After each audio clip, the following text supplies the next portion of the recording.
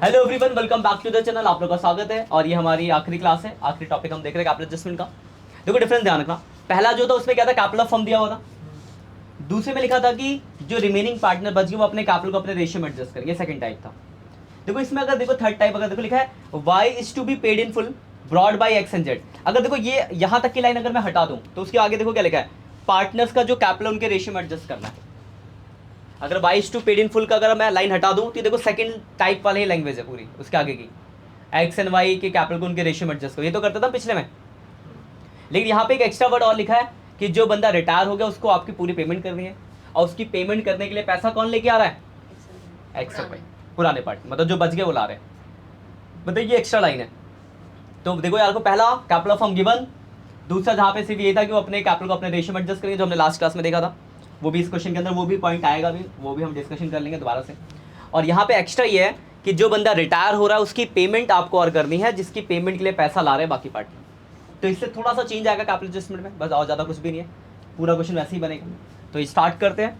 तो देखो लिखा हुआ है X Y Z partner sharing profit 532 balance sheet. Y retire हो गया, रिटायर कौन हो गया आपका, वाई हो गया रिटायर।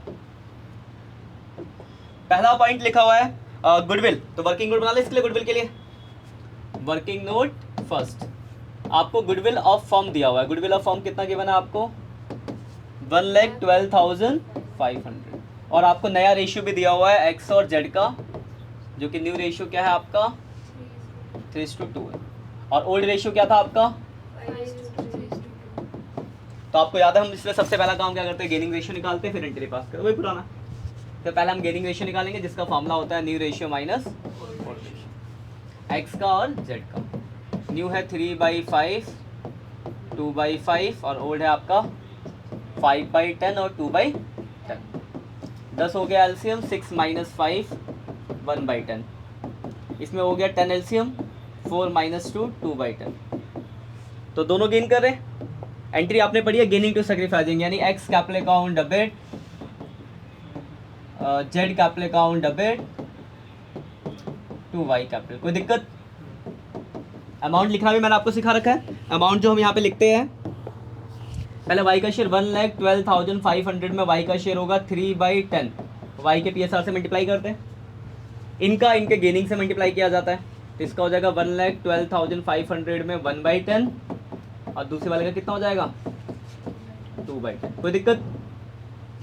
ठीक है, कर लेते हैं मल्टीप्लाई, जो भी आएगा वैल्यूज हो जाएंगी। पहले का तो 11,2,500 सिंगल जीरो आ गया, 11,250, 11,500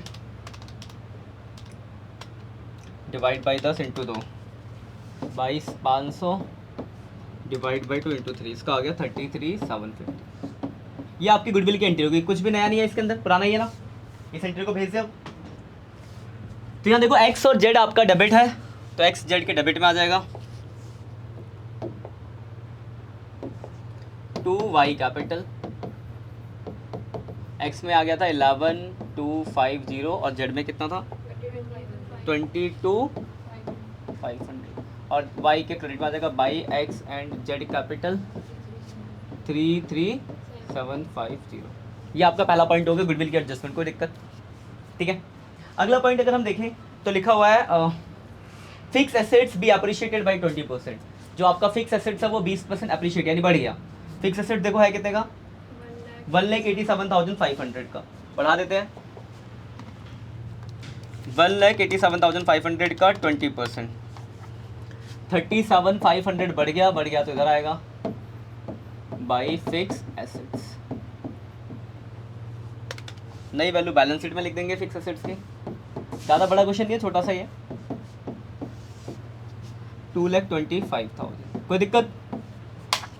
अगला पॉइंट है आपका स्टॉक भी रिड्यूस टू 75,000।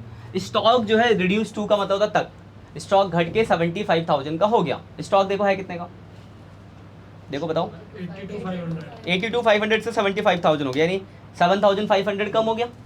तो जितना कम हो गया डेबिट में आ जाएगा टू स्टॉक, 7,500 कम हो गया, नई वैल्यू यहाँ जाएगी स्टॉक की 75,000। कोई परेशानी? ठीक है पॉइंट। अगला पॉइंट भाई कैपिटल एडजस्टमेंट का है, वो तो बात की बात है, सारे पॉइंट खत्म। बाकी कैपिटल एडजस्टमेंट तो हम बाद में करेंगे। पॉइंट खत्म होने के बाद हम क्या करते हैं, रिवोल्यूशन का टोटल कर देते हैं। तो देखो 37,500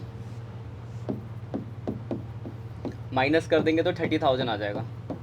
इधर की साइड जो आ गया ये आएगा आपका रिवोल्यूशन प्रॉफिट। ये बांट देंगे एक्स वाई और जेड में, रेशियो 5:3 का, तो 15, 9 और 6। कोई दिक्कत? प्रॉफिट यहाँ दिखा देंगे, रिवोल्यूशन प्रॉफिट 15,000, 9,000 और 6,000। यहाँ तो कोई दिक्कत? इसके बाद हम क्या करते हैं, पुरानी वाली बैलेंस शीट देखते हैं। तो लायबिलिटी साइड से स्टार्ट करो। पहला क्या दिया, क्रेडिटर, तो जैसा था वैसे लिख देंगे। कितना है, 39,750। उसके बाद एम्प्लॉय प्रोविडेंट फंड, कितना अमाउंट है, ये भी लायबिलिटी है तो 5250 आ गया। उसके बाद रिजर्व डिस्ट्रीब्यूट हो जाता है यहाँ पे, वर्कमैन कंपनसेशन रिजर्व कितना है, 22,500 divide by 10 into 5, 11,250 divide by 5 into 3, 750 divide by 3 into 2, 4500। उसके बाद क्या है, कैपिटल का बैलेंस बता दो जरा, कितना कितना है, 1,65,000, 84, तीसरे का 64, 66,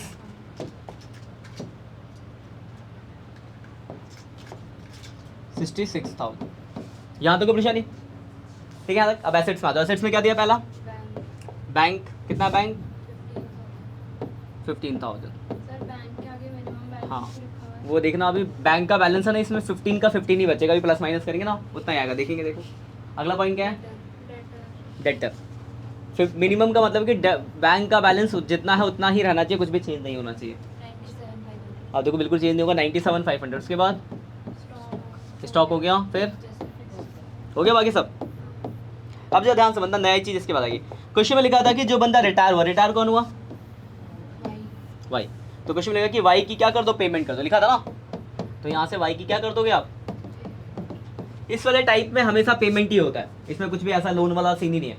जब भी ये थर्ड टाइप होगा, साफ लिखा होगा कि जो बंदा रिटायर हो उसकी पेमेंट कर दो, तो आपको पेमेंट कर देनी है। जानते हो कैसे करेंगे, जोड़ लो, 84,000 प्लस 33,750 प्लस 9,000 प्लस 6,750, 133,500 आ गया। इसकी पूरी हम पेमेंट कर देंगे 133,500। ठीक है पॉइंट। पेमेंट किया तो क्या होगा, ये लोन तो है नहीं तो यहाँ से माइनस हो जाएगा। यहाँ तो कोई परेशानी। अब आता है आगे नई चीज सीखते हैं। इसके बाद आपको याद है सेकंड टाइप में हम क्या करते थे, हम क्या करते थे, बाकी दो जो बच जाते थे उनकी रिमेनिंग कैपिटल निकालते थे। वो सेकंड टाइप भी आपका इसमें कवर अप हो जाएगा। तो रिमेनिंग कैपिटल निकाल लेते हैं वर्किंग नोट में। Working note number next, working note second. पहले निकालेंगे हम क्या, इसमें remaining capital of x and Z. आपको याद होगा हम कैसे निकालते थे, बैलेंस शीट निकालते थे। तो उनका जैसे पहले का निकाल दो, देखो जरा, ये वाली साइड जोड़ेंगे और ये घटाएंगे। तो 165 प्लस 15,000 प्लस 11,250 माइनस 11,250। पहले वाले का आ गया 1,80,000। पहले का कितना आ गया, 1,80,000। दूसरे का भी निकालते, देखो 66,000 प्लस 6,000 प्लस 4,500 माइनस 22,500। तो दूसरे का आ गया 54,000। 54 प्लस 180, 2,34,000 आ गया। ये आ गया यहाँ तक। आपको याद होगा जब हम सेकंड टाइप करते थे, लास्ट क्लास में करा था जो हमने, तो यही आपका क्या था, कैपिटल ऑफ फर्म था। ठीक है, ये आपका कैपिटल ऑफ फर्म था। इसको न्यू रेशियो में बांटने के बाद वहाँ बैलेंस शीट लिख देते और फिर कैश या करंट जिससे बोलते हैं उससे एडजस्ट करते। पता क्या करते हैं, अगर सेकंड टाइप होता है इसको जोड़ते, इसको जोड़ के इसको न्यू रेशियो में बांटने के बाद यहाँ लिख देते हैं बैलेंस शीट। अब लिखने से मैच तो करता नहीं, फिर कुछ बैलेंस बचता, तो अगर इस साइड बचता तो इस साइड लिखते, इस साइड बचता तो। ठीक है, बट इसमें थोड़ा और एक्स्ट्रा है। अब वो एक्स्ट्रा बात से थोड़ा सा एक्स्ट्रा हो जाएगा इसमें आगे। देखो क्वेश्चन में लिखा हुआ था उस क्वेश्चन के अंदर कि जो बंदा रिटायर हो रहा है उसकी पेमेंट के लिए पैसा कौन ला रहा है, एक्सो भाई। तो अगर वो पैसा लाएंगे तो उससे उनकी कैपिटल बढ़नी चाहिए ना। तो प्लस हम कर देंगे तीसरे की पेमेंट। किसकी पेमेंट हुई थी, वाई की पेमेंट। तो वाई की पेमेंट कितनी थी, देखो वाई की पेमेंट करी हमने, कितनी करी है, 133 133,500। तो 234 प्लस 133,500 इनको जोड़ देंगे तो जो आएगा ये है आपका capital of firm. Capital of, बस इतना ही चेंज है। पिछले में दोनों की रिमेनिंग कैपिटल ऑफ फर्म थी, यहाँ पे दोनों की रिमेनिंग कैपिटल प्लस तीसरे वाले की पेमेंट, इनको जोड़ेंगे तो जो आएगा वो कैपिटल ऑफ फर्म होगा। इसके बाद वही काम, अब इसको क्या करेंगे, इस कैपिटल ऑफ फर्म को न्यू रेशियो में बांटते हैं, तो एक्स जेड में बांट दो। समझ में आ गई बात? तो यहाँ तक तो क्लियर है आपको? प्लस हमने तीसरे की पेमेंट और जोड़ दिया बस, क्योंकि क्वेश्चन में लिखा है कि उसकी पेमेंट के लिए पैसे बाकी लोग लेकर आ रहे हैं। एडजस्टमेंट की लाइन है, देखो भाई यही इस टाइप का यही एक्स्ट्रा काम है। और न्यू रेशियो क्या इनका 3:2 ना, तो डिवाइड बाई 5 इंटू 3, 2,20,500 और 1,47,000 ये आ गया। इसको आप लिख दोगे वहाँ पे बैलेंस सीडी में, ये आ गई इनकी बैलेंस सीडी। यहाँ लिख दोगे टू बैलेंस सीडी 2,20,500 और 1,45,000। यहाँ तो ठीक है। अब देखो बैलेंस कैसे निकालते हैं, इसमें बैलेंस जो एडजस्ट होता है कैश से होता है, करंट वाला कोई सीन नहीं है।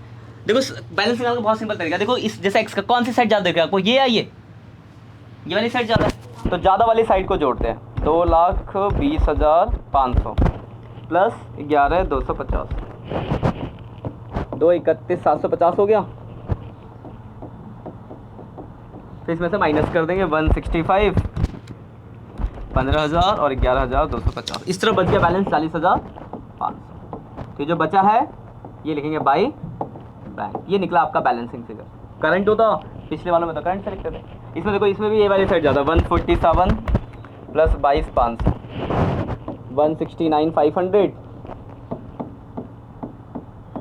इसमें से माइनस कर देंगे -66,000, -6,000, -4,500। इधर की साइड कितना बच गया 90। ठीक है, पॉइंट यहाँ तक। अब देखो क्या करना है, ये बैलेंस सीडी तो यहाँ आ जाएगा, कैपिटल का बैलेंस आ जाएगा ना, एक्स का और जेड का, 2,20,500 और 1,47,000। अब देखो जो इस साइड बचता है कैश, आपको पता है इस साइड जो बचता है हम क्या करते हैं उसको बैंक में प्लस करते हैं, तो 40,500 और 93,000, तो बैंक में प्लस कर देंगे 40,500 और दूसरे का कितना था, इनको जब आप प्लस माइनस करोगे तो पता है कितना वैल्यू आएगा, 15,000 ही आएगा। ओके देखिए, बस क्वेश्चन खत्म। अब टोटल कर दो, दोनों साइड इक्वल हो जाएगी, आपका क्वेश्चन खत्म हो जाएगा। ये है आपका थर्ड टाइप। तो बस थोड़ा सा ही एक्स्ट्रा ऐड करना है आपको, ज़्यादा कुछ है नहीं, पिछले जैसा ही है। बात समझ आ गई? तो जो बच्चे ऑनलाइन देख रहे हो ये स्क्रीनशॉट ले लो, पहला पेज है, मैं थोड़ा सा और कुछ ऐड अप करूँगा। ये पहला पेज है रिवॉल्यूशन, ये दूसरा बैलेंस शीट, तीसरा पार्टनर्स कैपिटल अकाउंट, ये पहला वर्किंग नोट और ये दूसरा वर्किंग। तो देखो अगर इसमें अगर बात करो तो चेंज क्या हुआ है, तो चेंज सिर्फ इतना ही हुआ है, यहाँ तक तो आप सेकंड टाइप में निकालते ही थे, प्लस आपको तीसरे की पेमेंट जोड़ देनी है, जिसके बाद एक कैपिटल फॉर्म आएगा, फिर वही काम। अब देखो एक क्वेश्चन और है जहाँ पे थोड़ा सा और माइनर सा चेंज है, जैसे अगर आप 54 पढ़ो, 54 की आखिरी एडजस्टमेंट, क्या उसमें आपको कुछ एक्स्ट्रा दिख रहा है क्या? 54 नंबर, 54 की जो आखिरी एडजस्टमेंट है, पावन करके है ना, तो उसमें कुछ आपको एक्स्ट्रा दिखा? कैश करके कुछ लिखा, कैश का रिमेनिंग 10 ऐसा कुछ लिखा ना। अब बात है कि इस लाइन, बाकी देखो बिल्कुल सेम है इसके जैसा ही है ना, तो बात है कि उसके लिखने की वजह से क्या कोई फर्क पड़ेगा? तो बिल्कुल पड़ेगा। अब देखो क्या फर्क पड़ेगा, देखो वहां पे लिखा हुआ है कि कैश इन हैंड रिमेनिंग कितना होना चाहिए 10, लेकिन आपकी बैलेंस शीट में देखो कैश कितना है 18। आपके पास 18,000, पिछले क्वेश्चन में क्या था कि कैश के आगे लिख ही रखा था मिनिमम उतना ही रहना चाहिए, तो आप बिजनेस का कोई पैसा यूज नहीं कर सकते थे, पर यहाँ पर कैश दिया 18,000 और नीचे लिखा कि आप 10,000 रख सकते हो, मतलब इसका मतलब 8,000 रुपये आप क्या कर सकते हो, यूज कर सकते हो, मतलब यूज कर सकते हो बिजनेस का। इसका मतलब कि मान लो इसको मुझे पेमेंट करनी है 50,000, उसमें से 8,000 में अपना अगर खुद का यूज कर सकता हूँ बिजनेस से, तो पार्टनर को सिर्फ 42 लाना पड़ेगा, ये हुआ ना। तो बस देखो यहाँ तक तो सेम रहेगा, ये प्लस ये जोड़ोगे, प्लस आप एक्स्ट्रा काम क्या करोगे, तो एक्स्ट्रा काम आप ये करोगे, इसमें ये 2 प्लस करोगे और 8,000 रुपये जो बिजनेस का यूज हो सकता है उस 8,000 को क्या कर दोगे, माइनस कर दोगे, फिर जो आएगा वो कैपिटल ऑफ फर्म हो जाएगा, मतलब दोनों की रिमेनिंग कैपिटल तो रहेगी, तीसरे की पेमेंट भी रहेगी, और उसमें से 8,000 क्या हो जाएगा और माइनस, ये दोनों प्लस माइनस 8,000 जो आएगा वो कैपिटल ऑफ फर्म हो जाएगा। बाकी पूरा क्वेश्चन, बात समझ आ गई? ऐसा क्यों कर रहे, क्योंकि वहाँ पे ऐसा एक रिक्वायरमेंट के लिए बात में लिखा है। तो थर्ड टाइप में दो तरीके के क्वेश्चन आते हैं, एक जहाँ पे आप बिजनेस का कोई भी फंड यूज़ नहीं कर सकते, जहाँ पे सीधे लिखा होगा कुछ बैलेंस शीट के अंदर ही मिनिमम फंड है ऑलरेडी, और दूसरा इसमें जहाँ पे बैलेंस शीट में फंड ज़्यादा दिया होगा, नीचे कुछ मिनिमम का एक रिक्वायरमेंट होगी, जो डिफरेंसेज होगा वो डिफरेंस आप यूज़ कर सकते हो, तो बस यहाँ पे उसको माइनस कर देना, बस खत्म। बाकी पूरा प्रोसेस ऐसे ही रहेगा। फिर जब लास्ट में यहाँ पे कैश को प्लस माइनस करोगे ना उस वाले क्वेश्चन में, क्योंकि जब बैलेंस शीट बनाओगे तो यहाँ लिखोगे पहले 18 फिर घटेगा बढ़ेगा, तो जब घटा बढ़ा के लिखो तो यहाँ 10 ही आएगा, ठीक है ना। तो यही है आपका आखिरी टाइप, थर्ड टाइप। इसके अलावा देखो इसमें एक टॉपिक और अगर आप पीछे पलटो तो 55 के बाद लिखा है रिटायरमेंट ड्यूरिंग द ईयर करके टॉपिक होगा, है ना। देखो बेसिकली वैसे होता नहीं है, पर ये टॉपिक डाल दिया गया क्योंकि रिटायरमेंट जब कोई करता है ना, बीच में करने में बहुत पंगे होते हैं, तो हम पार्टनर को ये बोलते हैं कि आप एंड में रिटायर हो, कोई इमरजेंसी हुआ तभी होता है, वरना ये काम सिर्फ डेथ में ही होता है। जब आप डेथ पढ़ोगे तो डेथ में थोड़ा बोलेंगे क्योंकि मरना महीने के एंड पे या साल के एंड पे हमें दिक्कत होगी बांटने में, वो तो कभी भी मर सकता है, तो वहाँ पर ये टॉपिक है। तो जब आप डेथ वाला टॉपिक, एक चीज़ आपको एक्स्ट्रा कैलकुलेट करना पड़ता है, तो जब आप डेथ वाला टॉपिक पढ़ोगे वहाँ इस चीज़ के बारे में हम डिस्कशन करेंगे।